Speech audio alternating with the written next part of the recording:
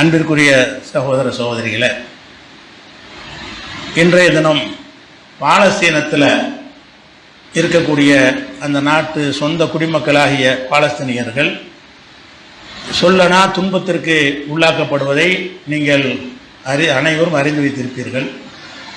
கொத்து குண்டுகளை போட்டு என்ன செய்கிறான், ஒரு தினசரி ஒரு நாளைக்கு சராசரியாக 50-100 பேர் என்ற அளவில் சிறுவர்கள், குழந்தைகள், பெண்களை எல்லாம் கொன்று குவிக்கக்கூடிய ஒரு காட்சியை பார்க்கணும்.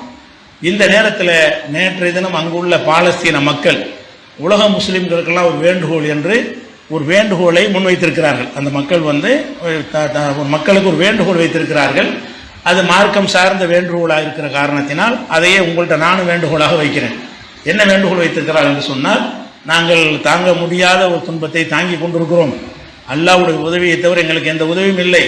இந்த வெள்ளிக்கிழமையில் நீங்கள் எங்களுக்காக அனைவரும் துவா செய்யுங்க.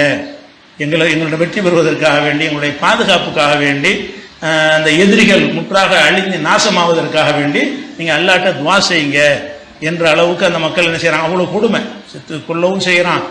தண்ணி இல்லை, கரண்ட் இல்லை, நோயாளிகளுக்கு மருத்துவம் பார்க்க மருத்துவமனை இல்லை, மருந்து இல்லை, தொற்று நோய் பரவி கொண்டிருக்கிறது. அப்போ இங்கேருந்து போய் இங்கே போய் தங்குங்கிறான், வேறு இடத்துல தாக்க போகிறோன்ட்டு. அங்கே போய் முகாமில் தங்கியிருந்தாங்கன்னா சாயந்தரத்துக்கு இங்கேருந்து கிளம்புங்கிறான். இப்படி அந்த மக்கள் ஓடக்கூடிய அந்த அவலத்தையெல்லாம் பார்க்கக்கூடிய நேரத்தில் கண்ணீர் வடிக்காதவர்கள் இருக்க முடியாது. அந்த காட்சிகள் நீங்கள் நிறைய பேர் பார்க்காம இருந்தால் உங்களுக்கு கண்ணீர் வராமல் இருக்கும். அதெல்லாம் பார்த்தீர்கள் என்றால் கண்ணீர் வரக்கூடிய காட்சியாக இருக்கிறது.